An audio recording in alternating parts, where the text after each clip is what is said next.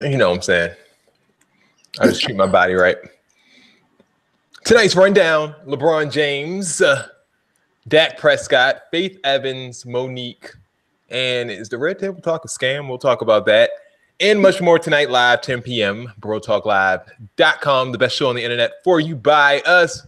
Bro Talk Live, always on the mark. It's your main man, Jason, sitting in the director's seat. Let's kick it over to my main man, Dex. What up, bro? Dexter Stucky here. Hey, guys. Super excited to be here. Really excited about the show tonight. Hey, man. Any fun stories? Not necessarily fun stories, but I think I've come to the conclusion that I am legit like an old man. So last night I went to the Beyonce and Jay-Z On the Run 2 show. The show was great. Did you and Ty go together?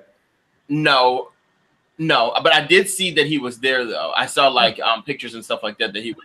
Ty's also not working currently. Like he's on school break. I'm not on school break, and I wasn't smart enough to take today off. So like I've just been struggling to like make it. I've really been struggling to just like make sense of my life today. Like, why would I go to that concert and act like I'm 21? What is the problem with me? I just want to go to sleep. You had a hangover? No, I didn't have a hangover. Really? Well, I think what's worse than a hangover though is that knowing that you have to get up and do something. Like I had to get up to go to work. I feel like that's worse than having a hangover. Yeah, I feel you. Ty God, what up, bro? Did you enjoy the concert last night? I did. I was. Did you get trashed like Dex? No. So we bought the concert tickets actually before we knew Nicole was pregnant, and so I was like a little bit apprehensive about going, but we went anyway, and I had to act a little bit ridiculous. I just felt like I was worried that someone would like knock into her. And I had to ask people to get away from me if they were smoking and things like that. So unfortunately, not get away from her, but get away from you. Unfortunately, I had to ruin some people's fun, but I think that we had a good time. So there was no weed smoking in your area? No. They had stepped to the side with that. Okay, cool. Well, how long was the show? Was it worth the money and everything? Like you think? 2 hours. And I came late. And I knew Beyonce wouldn't come on until it got dark, so I swung in right before she came because I didn't have time to stand around and wait for 2 hours for Beyonce. You don't want to see Chloe and Halle? No, although I do appreciate that they're coming up in the world. They are like 8 years old and I'm 40, so I don't need to see them sing. But I do wish them well. Did DJ Khaled sing his new song with Chance and Justin Bieber? Neither Dex nor myself would know because I don't think we were there for that part. We're old. Like that's what young people do. Go to the concert and watch the openers. Like old people like us just kind of we go in there, we watch the main people, and if we're smart, we get out of there before they finish. I wasn't smart last night, so it took me 2 hours to get home. But nonetheless, it was a great show. Okay, cool. Amen. All right, let's start the show. Bill, do you know where Bill is this week? Ty? Actually, and I got a message from him. He's actually in Paris this weekend. Wow. Yeah, I think he bought tickets to the On the Run show for Philadelphia, but he ended up thinking that the show was in Paris, so he was there yesterday for the show, but it just happened to be here, so he missed out on yet another Beyonce concert. Unfortunately, he wasn't able to fly back in on time, so he won't be here. But hopefully, we're hoping to see him next week if he doesn't have any traveling mishaps.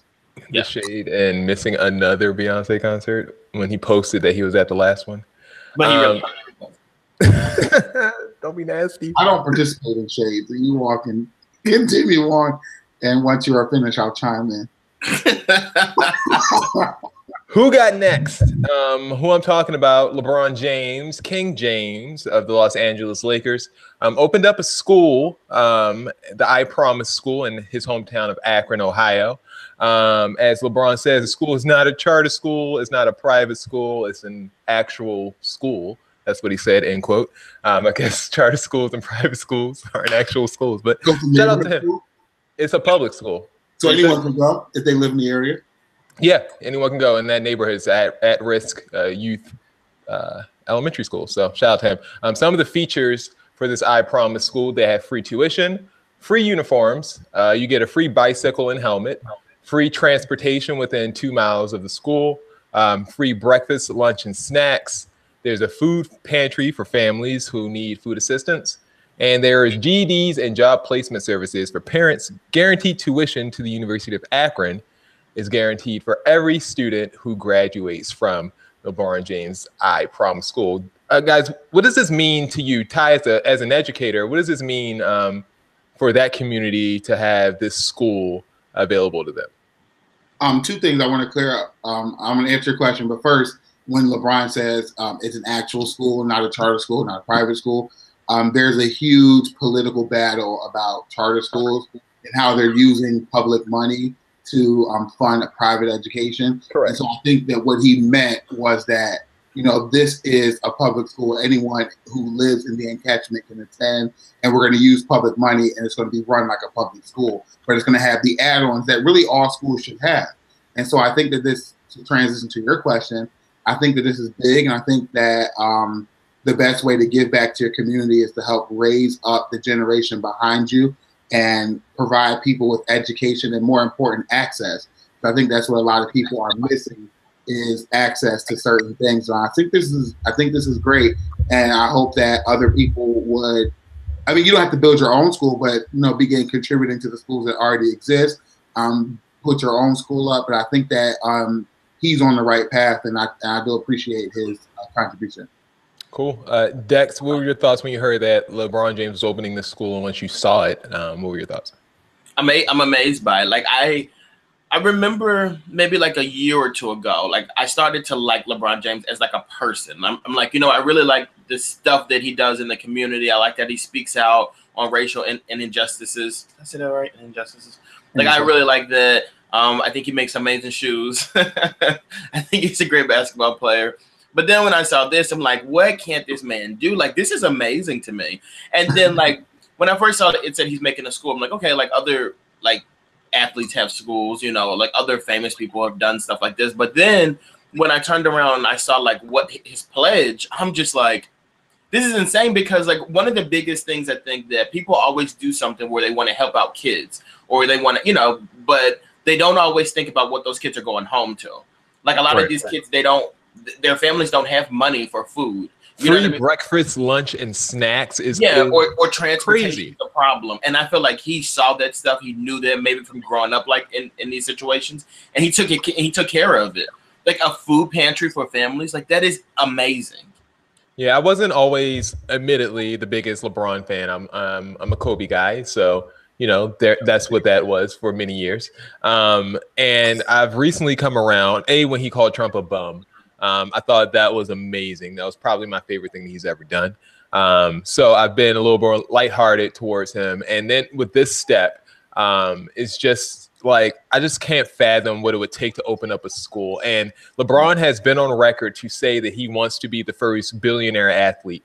And when I heard him say that originally, he said that like in his 5th year, you know what I'm saying, of being in the NBA.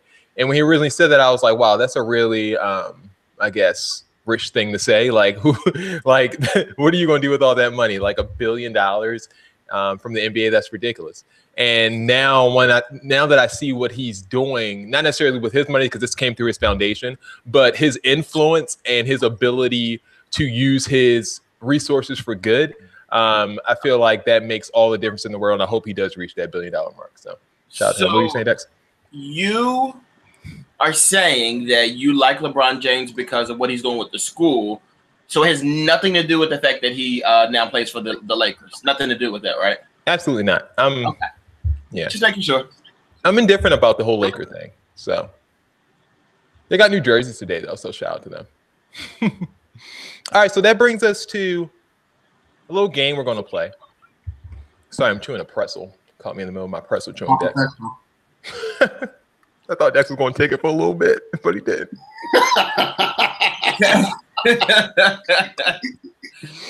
So this brings us to 4 people who might, I don't know why they might, but 4 people that I decided might open up a school in the near future. So guys, Cardi B, Chris Brown, Beyonce, and Kanye West. Do you guys have names for any of these schools? Like, what do you guys have for Cardi B? What would her school be named? I propose some. I'll be the superintendent, and you guys propose names, and I'll tell you which one wins. I have an idea. Okay. South Palace Almazar's School for Gifted Youngsters.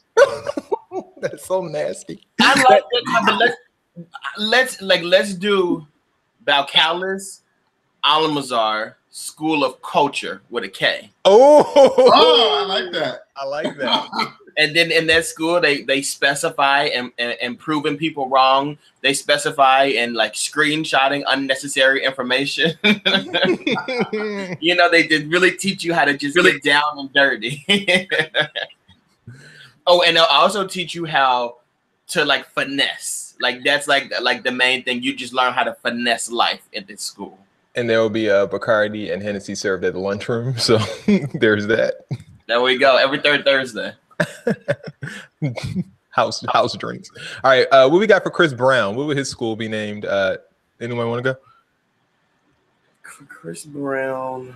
Ty, you got one? See, I feel like people have been trying to play Chris Brown lately in his accomplishments, and so instead of making a joke, I am going to propose a name of a great school for Chris Brown, which would be called Jail. The With You School, which it's called what time? It's called what? The With You School, named after one of his very popular songs. Oh, With You. Also, he would help. It would be very similar to LeBron James' school. I think Chris Brown would actually do this one day, and I propose this name for my cousin Chris Brown. The With You School. Okay. For Chris Brown, I would call it Run It Academy. And at Run It Academy, that's all we do is run away from our problems. You know what I mean? Like anytime something goes on, what we won't do is we'll teach you how to skeet away from those issues. Another one of the biggest lessons they'll teach you at the Run It Academy is how to perform after you mess up. So basically, you know, in true Chris Brown fashion, every time he messes up, he decides to do a tribute performance, and they're going to really teach you how to do that. They're also going to teach you. they're also going to teach you how to be, you know, an F boy. You know what I mean? Because you know they're out there, but like I think a lot of people have issues. They don't really understand the true nature of being an F boy. And Chris Brown, I don't think anybody could teach that better than he could. Chris Brown's school is going to help people clear their images after they've made mistakes. Chris Brown's school is going to help. They're going to teach you how to throw cinder blocks into the side of your mom's car. It's going to help you be ridiculously talented and sometimes not know exactly what to do with that talent. And so it's going to help you be molded in a more appropriate fashion so that you're not 16 years old with $1 million doing anything and letting people judge you for the rest of your life. So we are going to Chris Brown, and I'm going to help him by using my educational pool to make sure this thing happens. And then when he beats you up, and we're going to replace all the C words. It's going to teach you how to replace all the C words with B's because you're blood. So you got to do the Chris Brown. We're not about to play Chris Brown, and we're not doing this. The With You Academy. All right. Next up, we have Beyonce, Queen Bees. Who we got for Beyonce? What we got? What's the name? Formation Academy. Yeah, I said that's what I wrote to Formation Academy. Okay, we can They'll go teach with that. you how to revamp your image and your energy. So you know, if you walked around before with House of Darion, they'll show you how to make people forget about that kind of stuff. You know what I mean? Those old fashioned faux pas that you made back in the day, they'll erase them for you because we like to party. And Kanye's, do we have a name for Kanye? Yeah, we forgot. Canceled Academy. We don't want with a K. We don't want Kanye's school. We don't want Kanye's contribution. We don't want Kanye in this portion of the show. We don't want Kanye's anything. Kanye is canceled, and I think we all remember that. And as soon as you send me the name, it's Canceled Academy. We are not doing Kanye. We're done. Next. I don't even want to go. I had one for it. I was gonna say for Kanye, we would call it the Choice Academy because everything in his life seems to be a choice. You know, just like people choose to be slaves, he chose to be with Kim Kardashian after she's been with. You know, it doesn't matter. Kanye is canceled, so we can move on. All right. So which ones? We have some superlatives. Which is the most likely to get the diversity award? Cardi's. I think so, because she's the only one that's also something other than black in this conversation. Highest GPA. Highest GPA. Really? None of them. I'm just kidding. If I had to pick out of all these people the highest GPA, I would probably say Kanye West. It's so rude. Why? Because Beyonce can't write. Oh well, we know that, but no, I would say Kanye West because like a lot of his supporters, like they're educated, like they're not dumb people. They just make dumb decisions. Lowest GPA. Oh, Cardi B. I'm not doing that. I'm not doing that. Highest tuition. Like who will charge you the most? Beyonce. Oh, speaking of which, hold on, really? I think Kanye would charge you more. No, Beyonce had us pay $40 for parking yesterday. She didn't have you. That's the stadium money. That's not her money. No, it's not. It was only $25 last year, and so I think the parking goes to the stadium, not to the artist. I'm telling you, I have it on good authority that Beyonce and Jay-Z made a profit from the parking lot sales yesterday. They might have got a little chunk, but they didn't set the price. They didn't set the price, but they were like, we need 50%. So the stadium has to now. Well, that's the stadium part. They wanted part of the money. The stadium should have given up their share of the money. So you know, blame the stadium. Don't blame Beyonce. Okay. All right, so we're going to Beyonce for charging the most. Highest police presence. Which one's getting that one? Chris Brown school.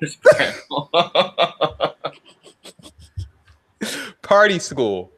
Cardi or Chris Brown? I think it's between those two.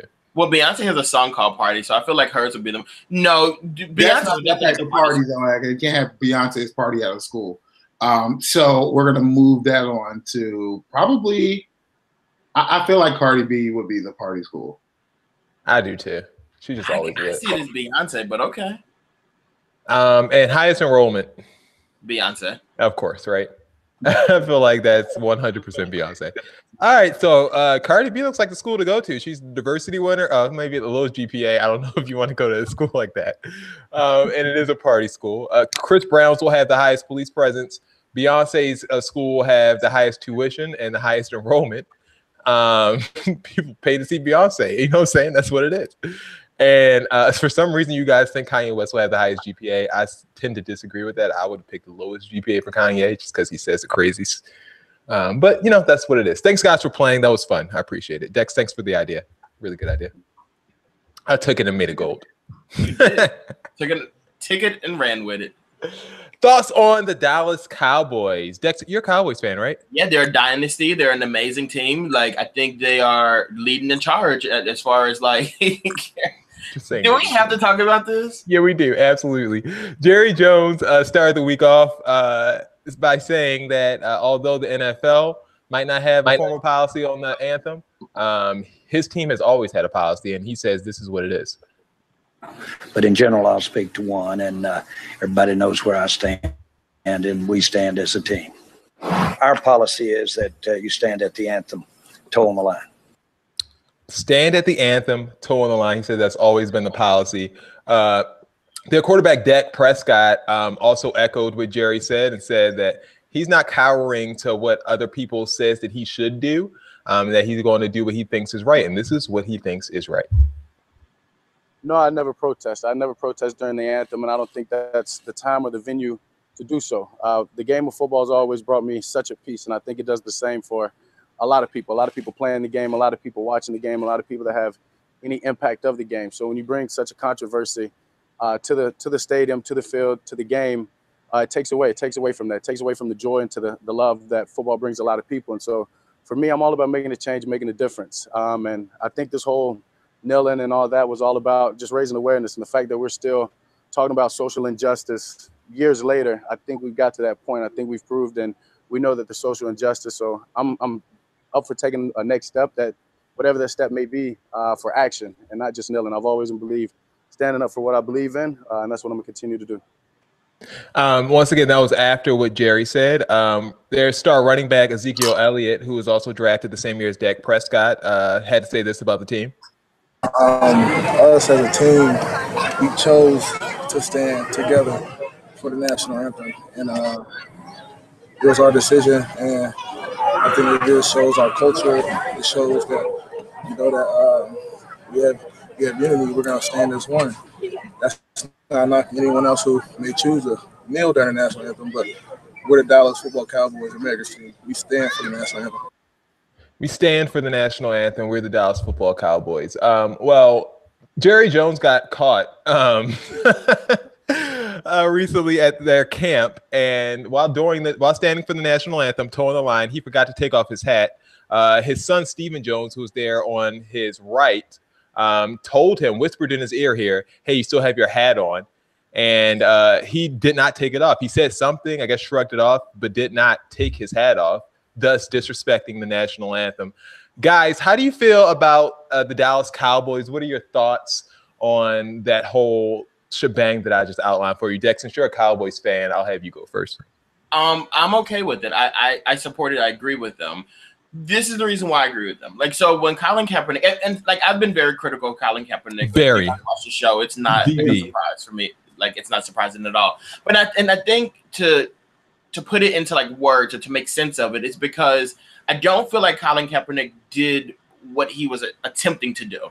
Like, so for instance, like his whole overall purpose was to kneel so that he can bring awareness to like police brutality and like the bad treatment of African Americans within our country. You don't think he did that? In our country. I don't think he did that by kneeling. I think he did that by having conversations and donating and talking about it. I think that's what really did it for us. Because to be honest with you, like for me, this guy's kneeling. It's like, okay, what is this for? What are you doing this for? And I think he could have just.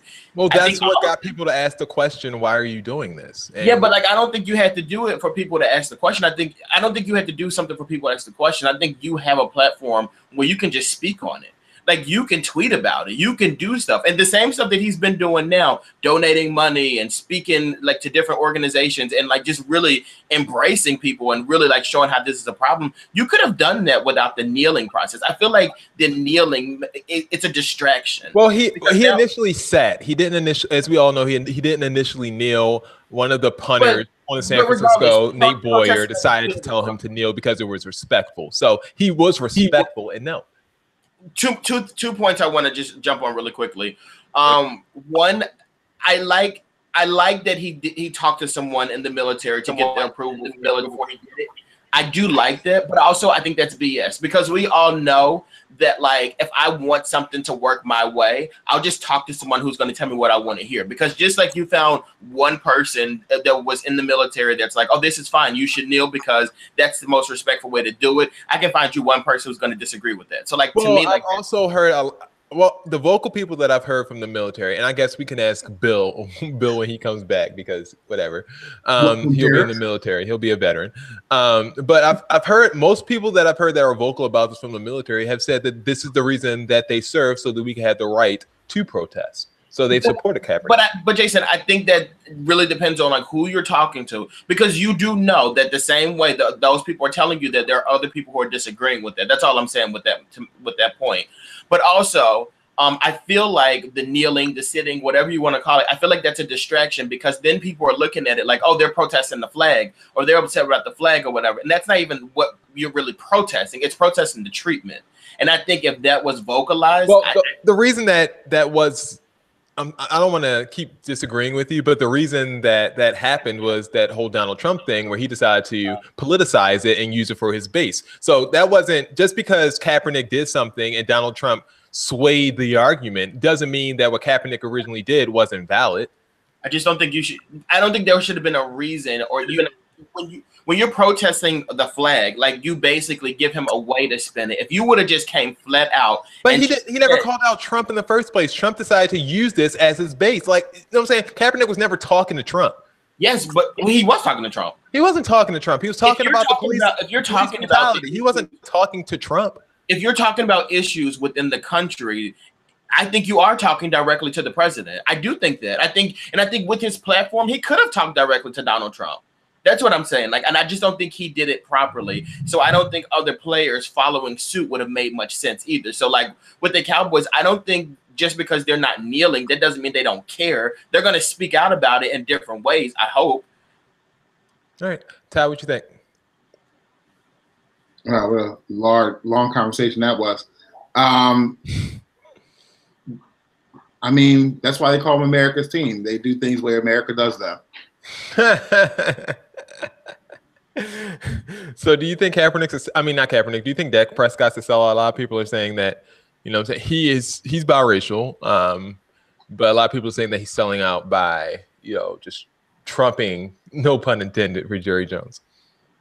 So I'm one of those people who I do stand on both sides.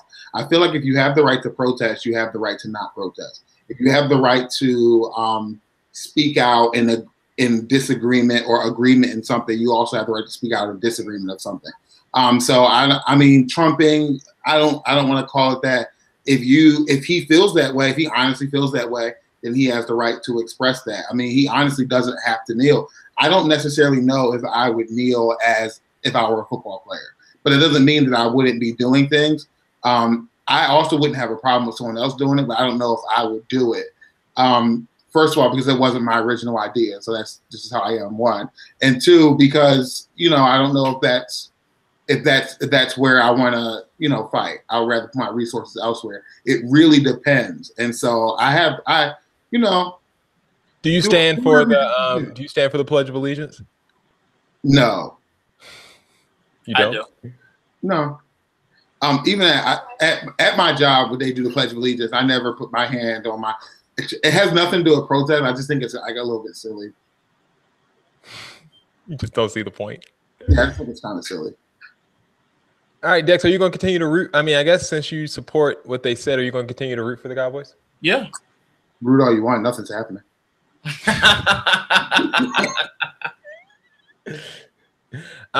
One more question about this, Ty. If you are a NFL player, would you look differently on like Dak and Zeke when you see them, when you play them? Like, do you say any like snide remarks or saying about them when you see them? I think Uncle Tom, as I read the book Uncle Tom's Cabin, which is where that comes from. I just think that whole narrative is super racist, and so I would never look at someone or call someone Uncle Tom. It's not something that I would do. It's not helpful. Like it doesn't help the narrative of people should come together to fight injustice. People should do this. People should do that. And I'm going to turn around and call you names and things like that because you don't agree with me. But that's what we're fighting for. So it's like counterproductive if you ask me. No, I would just play them. I would say, this is where we all work, and you can choose to behave at work the way you think is best. You can choose to do what you think is best. Just because I think something is the right way to go does not mean that you're an Uncle Tom or against black people because you decide not to go that route. So I wouldn't have an issue with it. What about you, Jason? I mean, I think I would probably I would feel some type of way. My family, not my family, my wife's family are Dallas Cowboys fans. My family are Ravens fans, of course, from Baltimore. Born and bred, of course. But Christina's family, they root for the Cowboys. And by association, I used to be sympathetic to them. You know what I'm saying? I wouldn't root for them, but, I would wish them well just so the house is happy. And now, I liked Dak. I liked Zeke. But I can't say that I'm necessarily going to root for them. I just feel like they're cowering to what Jerry Jones said, what the owner said, and Richard Sherman, who has been very outspoken, former Seattle Seahawks player, now San Francisco 49ers player, came out and said that that's just old plantation mentality that Jerry Jones has, and I tend to agree. And you rolled your eyes, Dex. Why'd you roll your eyes? Because that's so annoying. So if you were a player on an opposing team playing them, you would call them Uncle Toms and stuff? I don't know if I would call them Uncle Tom, but I wouldn't root for them as hard. You know what I'm saying? I just wouldn't. But they're going into things with this is how we do things as an organization mentality. Like when I want to enforce my way, like this is the way we do things in this organization. Like I can understand that narrative probably. I'm not saying that it's not racist. I'm not saying that it necessarily is. I'm just saying you can see why he would want everyone to do the same thing.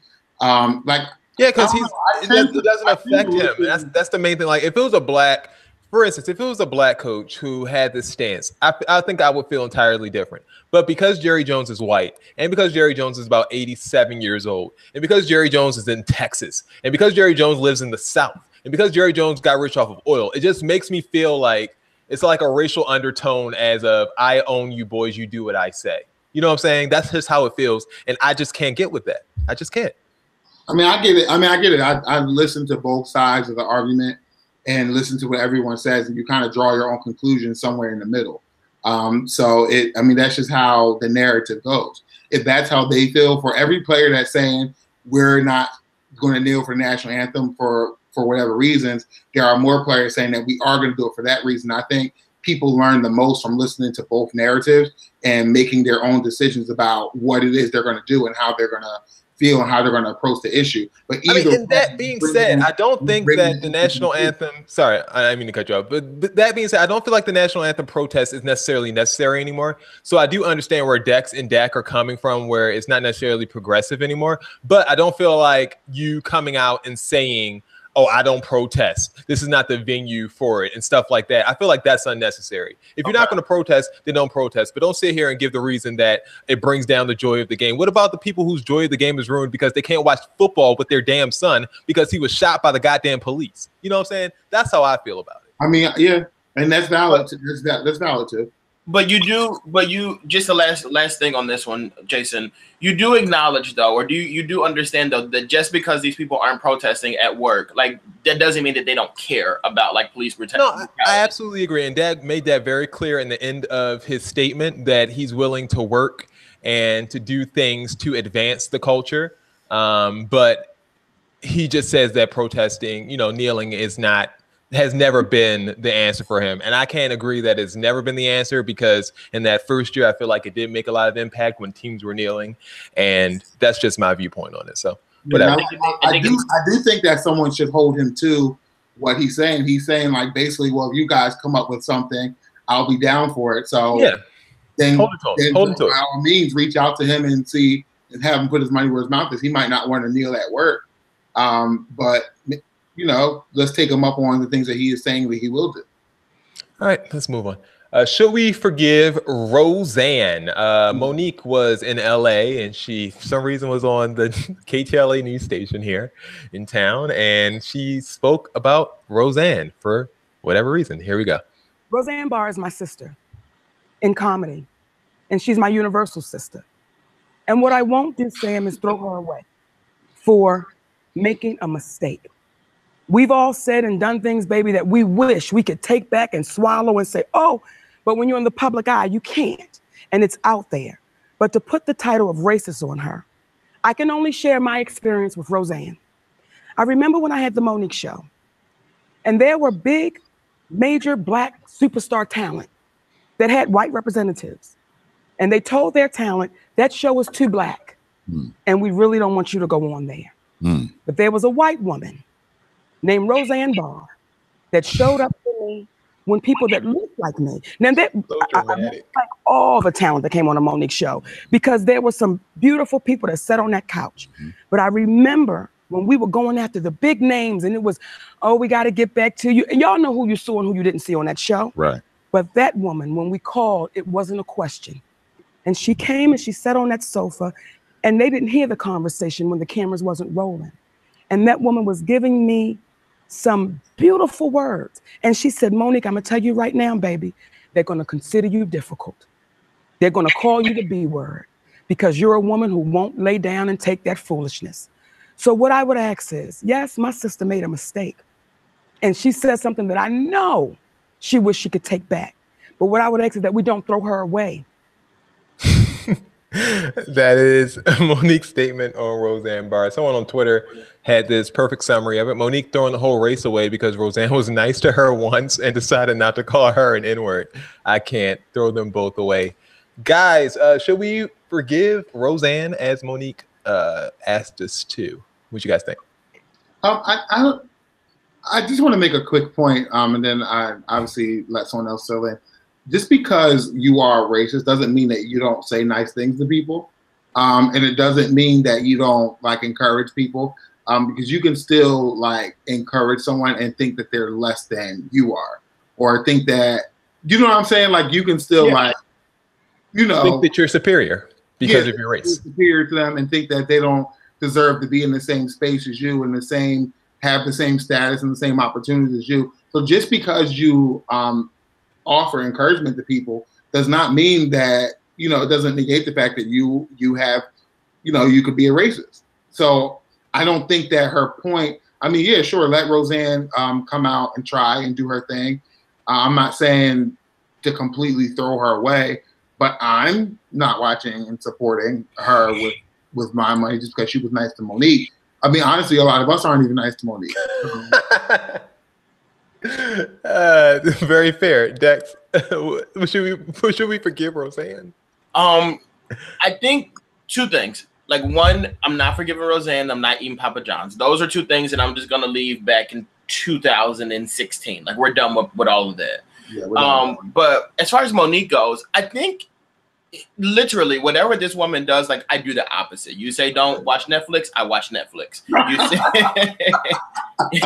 You say forgive Roseanne, I will not do that. So, like, just don't talk anymore. And if you do want to talk, just continue to tell me what I should not be doing so that I can make sure I'm on the right path. She's an idiot. She can go to Kanye's Canceled Academy, to be honest with you.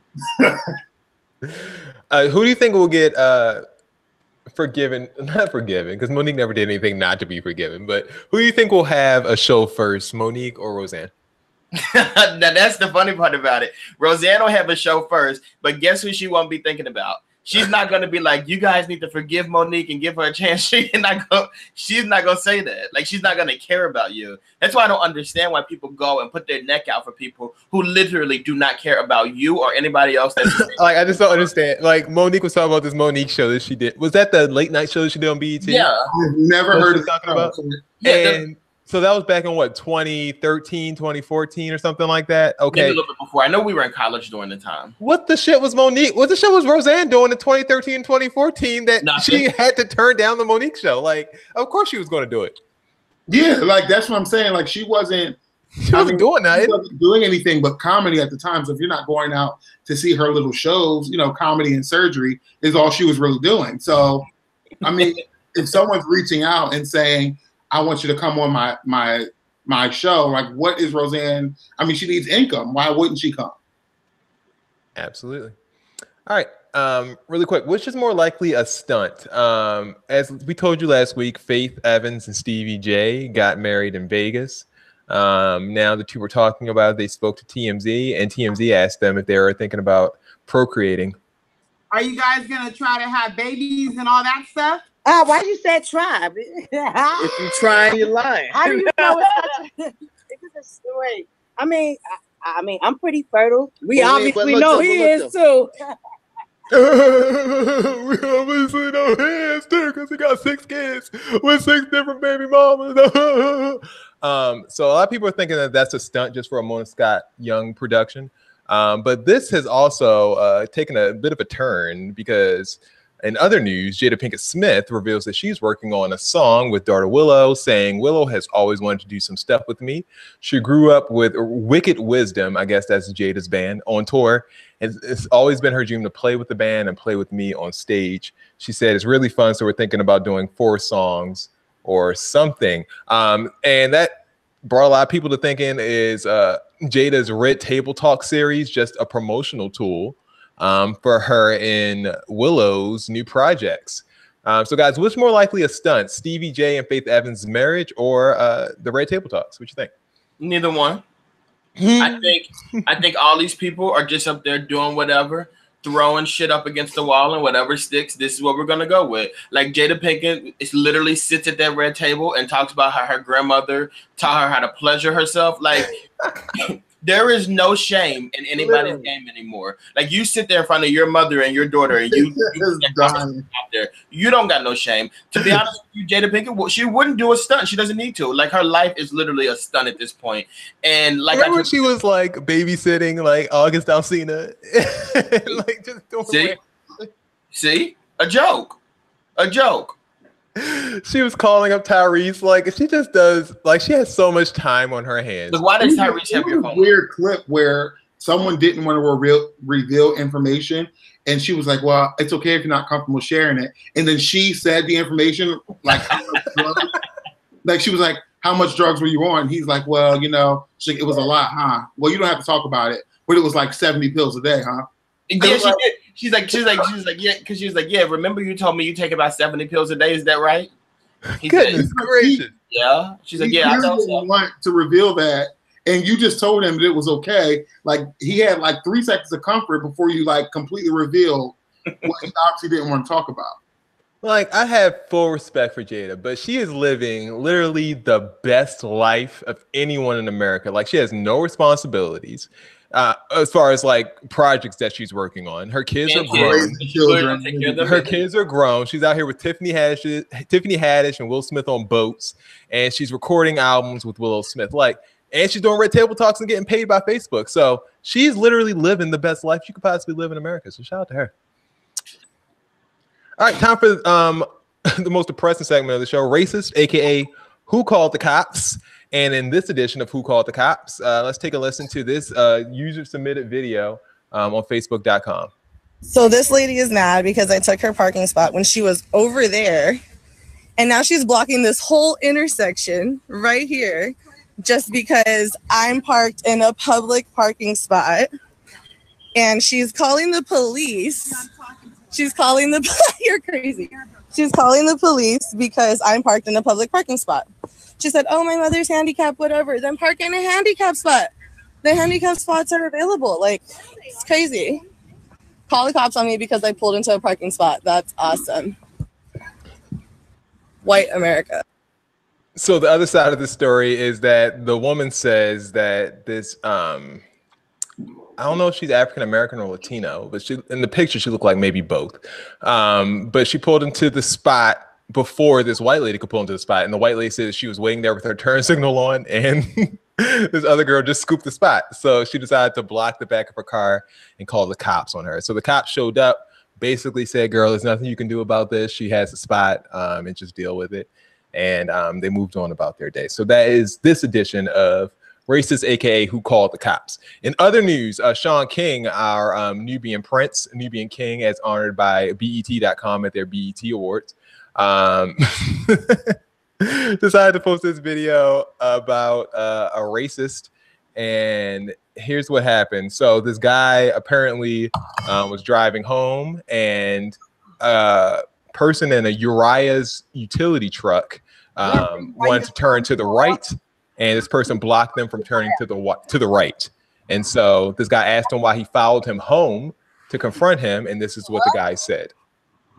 You want to know how much of a nigger I am? Yeah, I want to let you personally know how much of a nigger you and are. So I'm a nigger because you don't follow signs. I'm rude because you don't know how to read signs. You turned in my life. That's fine.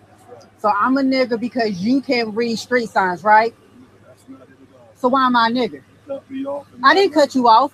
It's 2 lanes. If you look, the lane you were in, sir, was for you to go up Sinclair.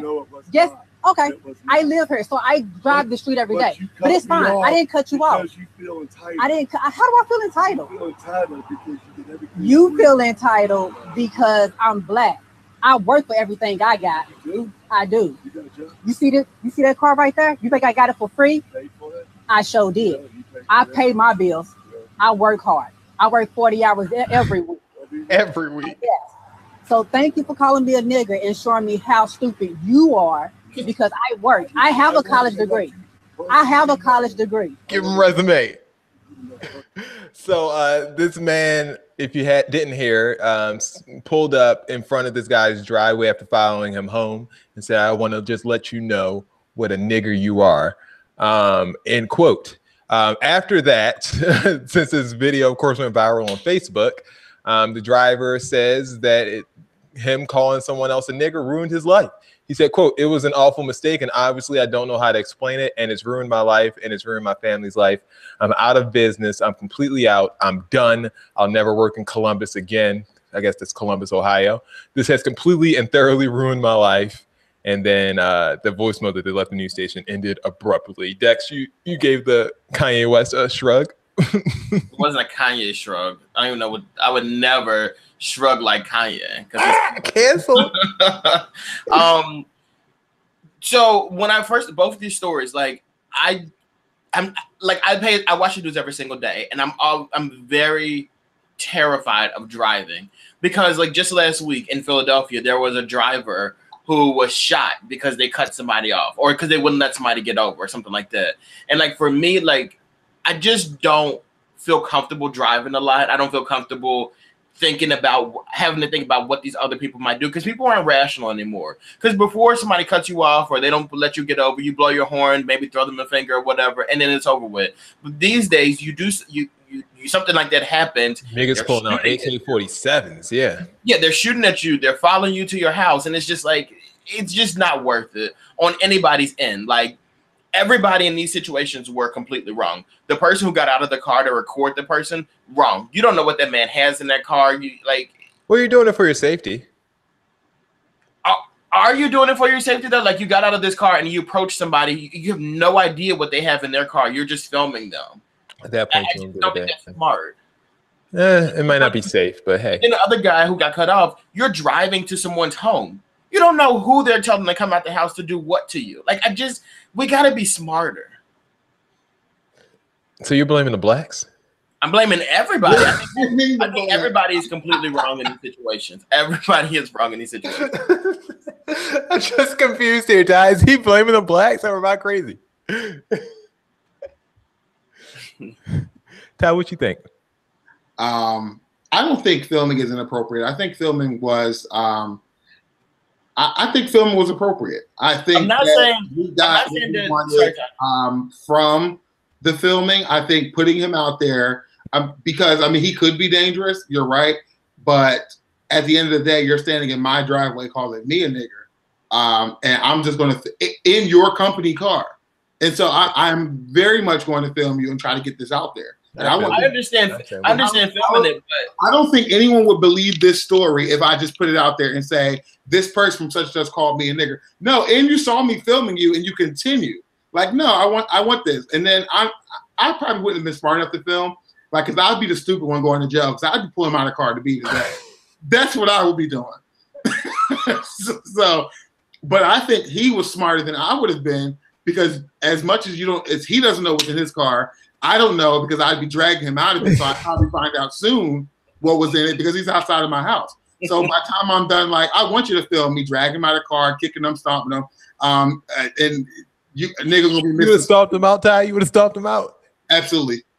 I would beat his ass. Like, there's no way. He's like, I want you to know, nigger. Yeah.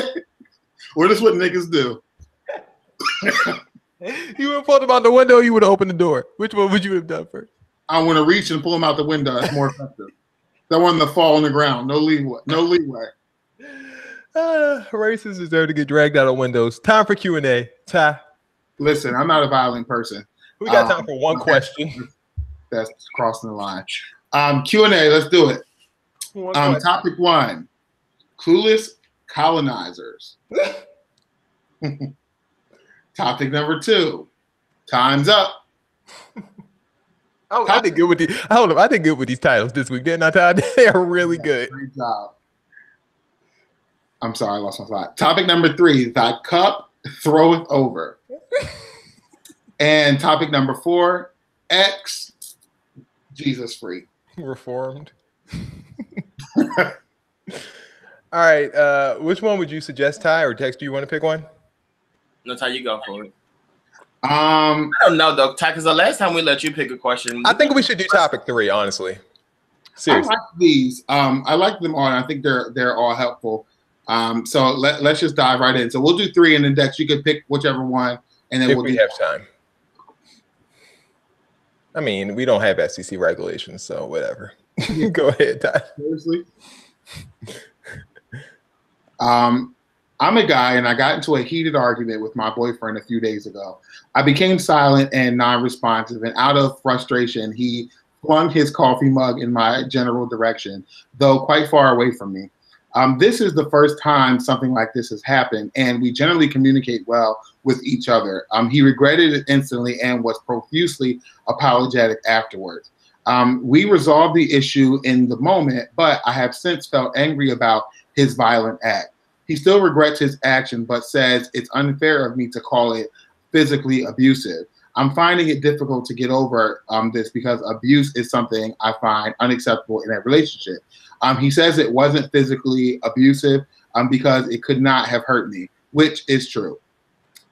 He denies that his casualness has anything to do with our gender. I still think it does. I have never felt unsafe in my relationship, but should I accept his, I'm really sorry for what I did, but I wasn't abusive apology? I think the thing to ask in this question is if the hold on, Dex, what are you looking? Dex, you got something to say? I feel like the thing to ask before you go, Dex, is would you feel the same way if this was a guy and a girl? That's the only thing that I have to say. Go ahead, Dex. Okay. So if you do something that I don't think is wrong, I mean, if you do something that I don't think is right, the only thing I could take from you is an apology. That's the only thing you can't take it back. You apologize for it. This guy's apologized for doing it multiple times. It didn't hit you. You didn't like it. He expressed that. He explained it. You guys both get that. I don't understand it. To be honest with you, after the first paragraph of this, I'm like, okay, we get it. There's no need for the rest. The fact that you went on more leads me to believe that you want an argument. And even the fact that you're bringing up that it would have been different if I was a woman or whatever. But you're not. So I don't really understand why that is even brought into it. Well, because if you guys remember, a few months ago, we did a topic about someone who was abusive to animals. And you guys said, if he'll hit a dog, he'll hit a woman. And my thing is, okay, if you throw a coffee mug and you miss somebody and you hit the wall, you might not miss them the next time. So it doesn't matter whether or not they're a man or a woman. I feel like it should be treated the same way. So that's why I brought that up. I mean, that's a stretch. People that's a stretch, angry. Really? People get angry and they do things all the time. And I wouldn't consider that. So basically what this guy is doing is trying to get his boyfriend to admit that he's an abuser. And what his boyfriend is saying is I was wrong for that. I was upset. I threw something in your direction, nowhere near you. But I threw something in your direction. Immediately I realized, look, I really shouldn't have done that. And I apologize. But you want to label me as an abuser. And you only want to accept my apology if I label myself an abuser so that we can work through my abuse issues. I see what you're saying. I get it. I get what you're saying. This is not what we're going to do. No, you either forgive me or you don't. You're either going to move on or you're not. So you accept the apology or don't. I throw shit because I got mad. Can you get over it or can you not get over it? And then he got the apology. If it happens again, he's going to have to catch these hands. You're going to have to hit him. And then he'll stop. Before you leave, hit him back. This is a non-issue for me, but whatever. I mean, it is kind of dangerous though when you're throwing stuff. So I feel like sometimes at least make sure that the guy knows that when he gets angry, he does certain things, and as long as you know that he understands that that's not acceptable, I feel like you can move on with the relationship. But if he denies it and acts like it was no big deal, then I feel like you should have a larger conversation about your future. The problem wasn't that he wasn't acknowledging that it was wrong. The problem was he wanted him to admit he was an abuser. Okay, fair. And I don't think he's an abuser, but just watch out. All right, next one. Learn how to have time for our next one. Of course. Some of these are really quick. So, what was the other one?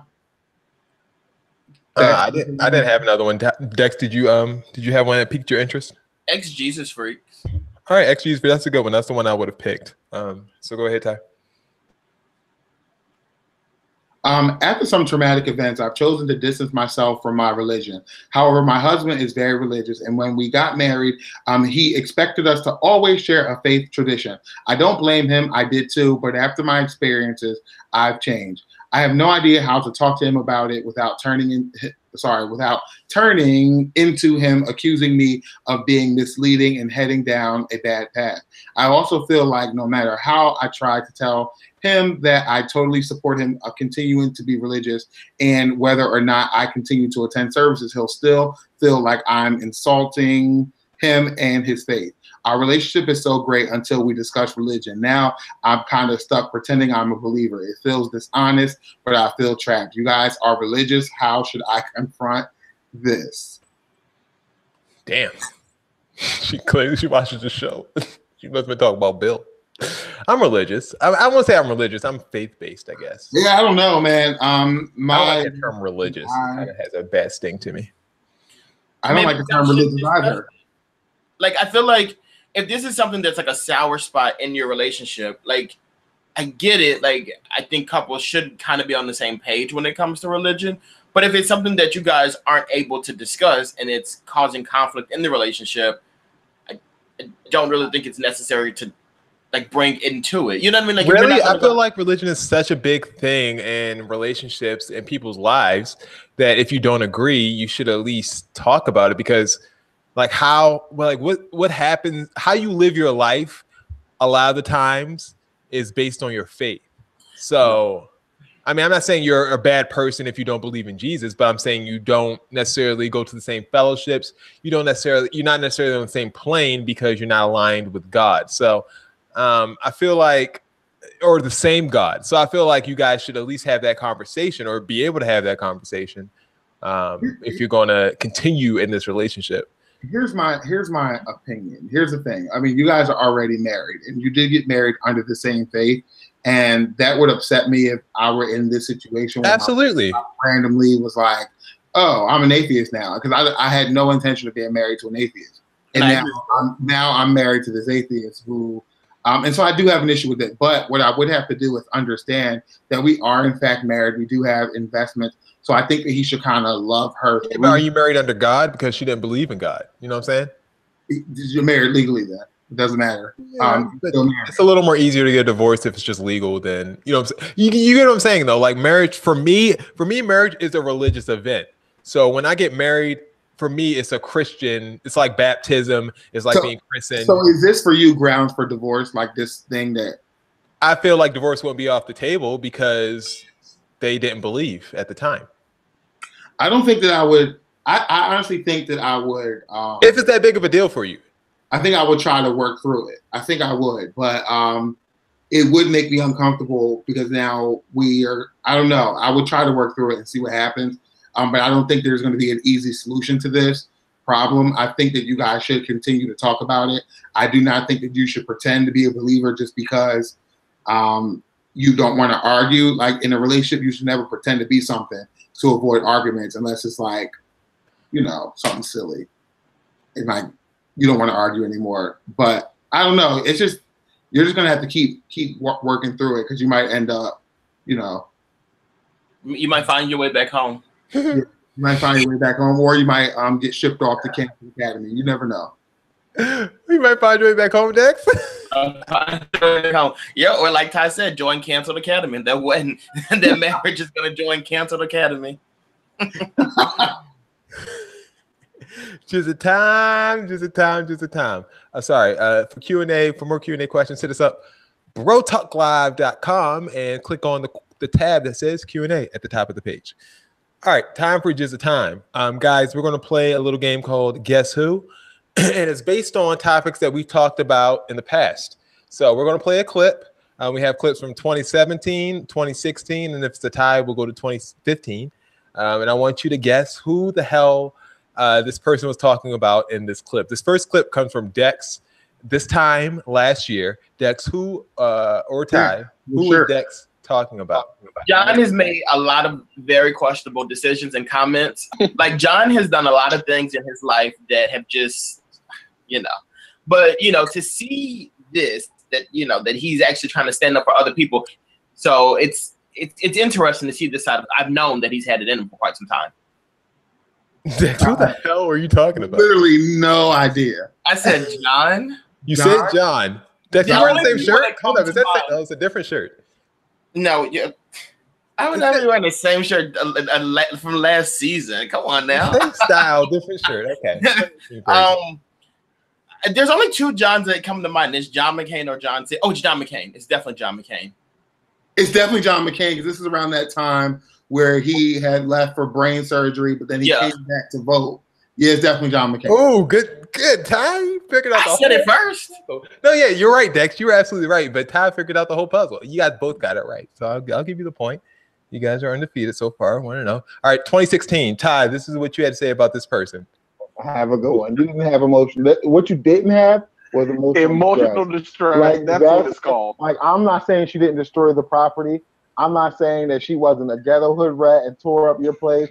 I'm not saying she didn't pay the rent. But what you did not have was emotional distress. Like, I don't want you to get in there and act like you were a victim by any stretch of the imagination. Somebody's renting your property for $19,000 a month. I don't want you to think by any means that you had emotional distress.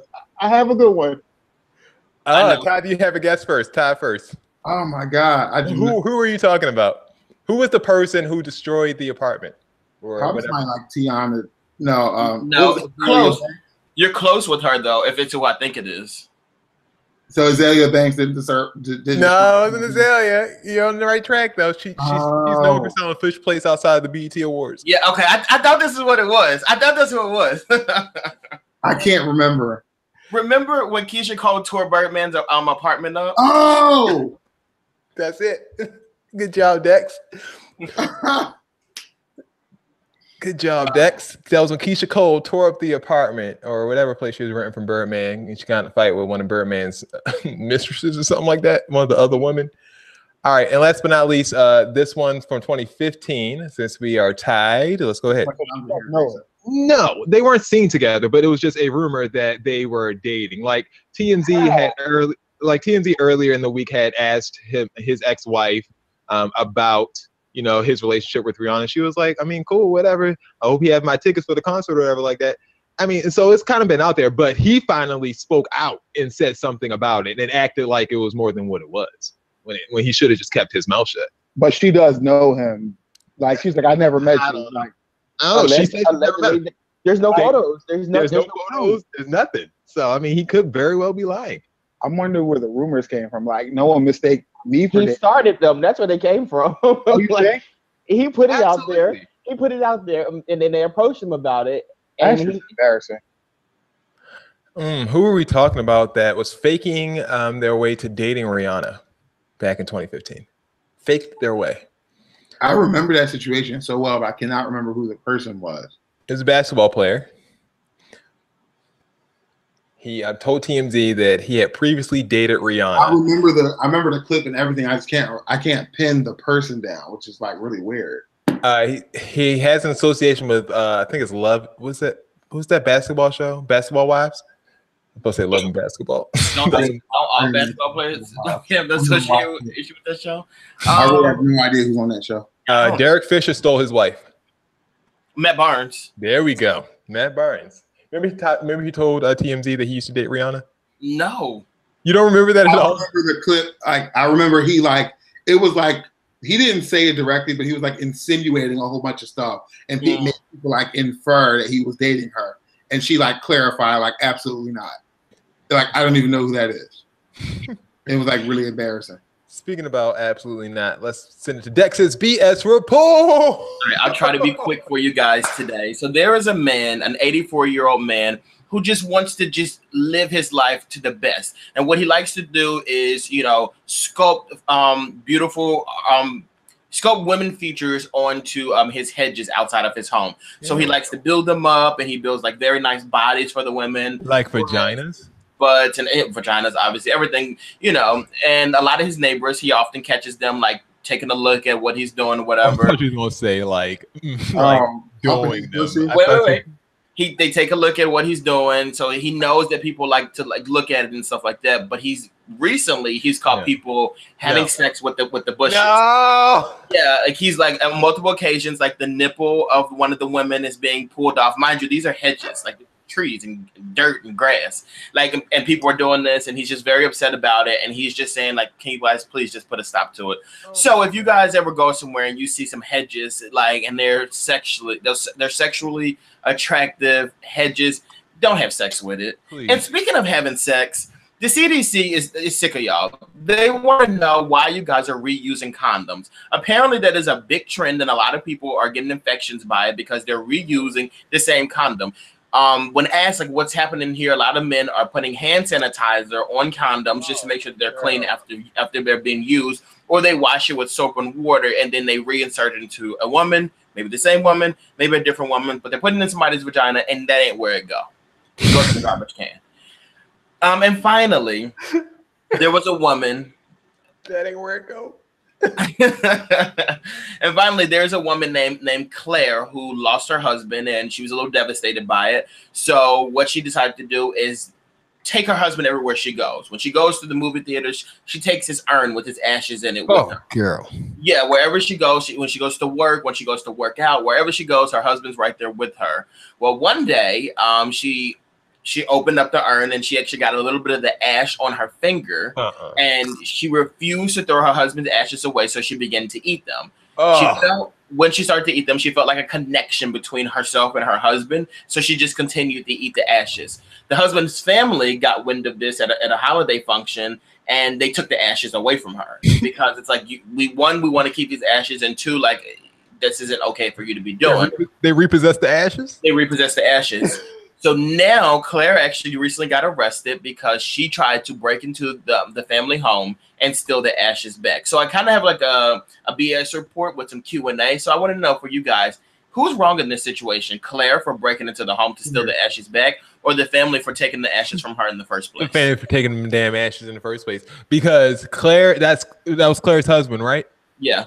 That's Claire's husband. You know what I'm saying? That those ashes belong to her. Whatever the hell she wants to do with him, she can do with him. I've watched Stranger Things season 1 and 2, and I've seen some crazy ass stuff from some crazy ass ladies. And I feel like that if you feel that way, that you have to get a connection with somebody and eat their ashes to do so. I've seen crazier stuff because Stranger Things ain't no joke. I feel like that's based on a true story. And if I was in that same situation, if I felt a connection, I felt like that I could feel someone's heartbeat that I loved, I might eat some ashes too, personally. So when I die, please send my ashes to Jason so that we can stay connected forever. If I feel that way, if I feel convicted about you, Dex, I don't know. And ladies and gentlemen, that is Dex's BS report for the week. All right. Ty, you have any comments on that? No comment. You think they was mixing it in like a dip, like a French onion dip or something like that? I think she's stupid as hell. Since we're still talking about it, because you can get ashes in like necklaces and earrings and all types of stuff. Can you get them in chips? To walk your stupid around. Can you get them in chips like Cool Ranch or something? Can I get it in my burrito? That's right. Like sprinkle it on top. They will probably throw a sprinkle in there for you. Like so if I send like HelloFresh some ashes, can they like integrate it into my meals? So like all I know is I'm with the family, I'm repossessing these ashes, and I'm probably dumping them out because that's more than enough. You've done enough.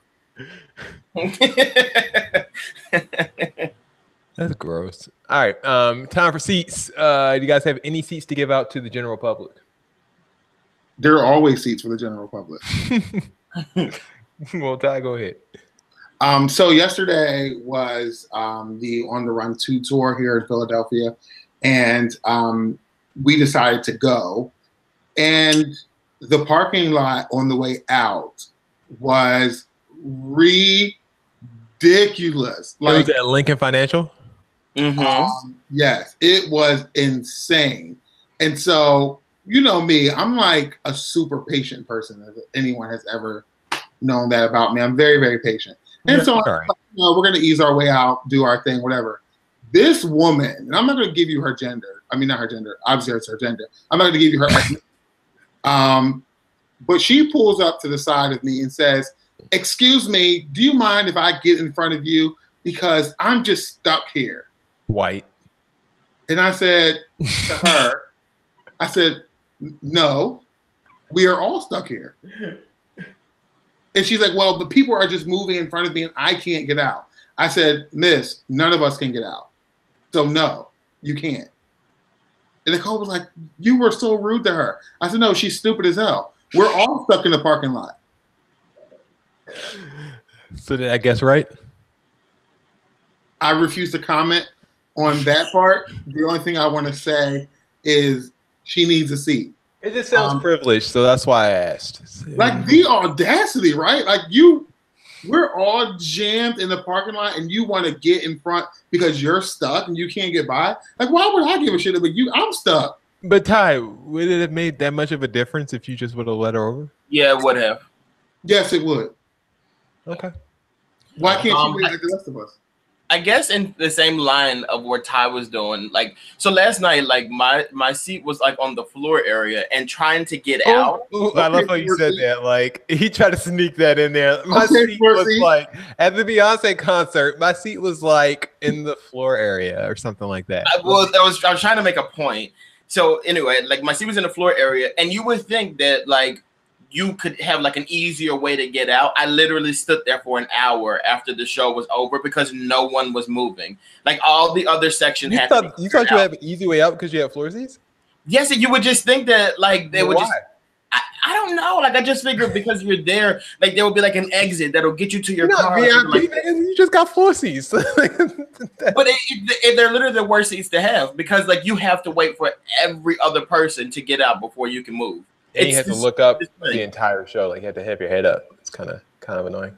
And she kept floating above people's heads. So I was like really annoying. I'm like, I would be annoyed if I was under her stage or looking at her the back of her head. Dex, you paid for those tickets or they was comps? I paid for the tickets. Thank you very much. Oh, okay. And then, but my actual seat goes to myself. And it's kind of a spoiler alert. If you were going to see the show, like, so I went to the show last night. My coworker's like, Dexter, like, how did you like the show? I'm like, oh, it was really good. I had so much fun at the show, so forth, so on. Spoiler alert. They're like, how did you like it when she made the stage or when they made the stage move? And I was like, it was cool.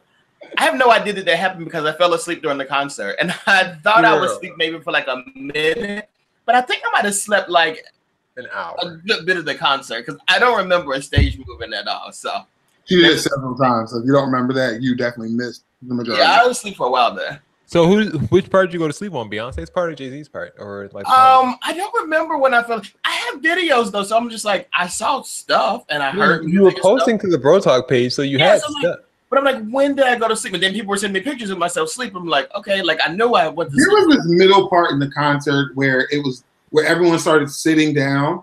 Like, do you remember that part? Because it was like very like mellow. He doesn't remember. He was out. I think that's probably when you were sleeping. That's when the rest of us were gonna fall asleep too. I don't, to be honest, like I don't remember the first On the Run tour. That's why I didn't buy tickets to the second one because I'm not saying that I was out of it, but yeah, I was pretty out of it. Like I was disappointed when I left because I was so excited for the show. So I wanted to make sure I enjoyed it, and I enjoyed it too much that I don't necessarily remember the show. So I feel you, Dex, in that sympathy, but I didn't buy tickets to the second one because of that very reason. And I felt like I would definitely ruin it again. So I thought you guys would go because I think they're coming to California around Christina. Oh yeah, they're going to the Rose Bowl probably again. And okay, cool. But it's around your wife's birthday, though. I figured you guys would. We have a kid. Like kids cost money. So yeah, that's all we're doing now. We do. All right, those receipts. Appreciate it. Don't forget, like, subscribe to our channel, and also subscribe on our podcasts that we have out there. Here we go, Dex. You ready? iTunes, Spotify, Google Play, Player FM, Audio Mac, SoundCloud. We're on all of those.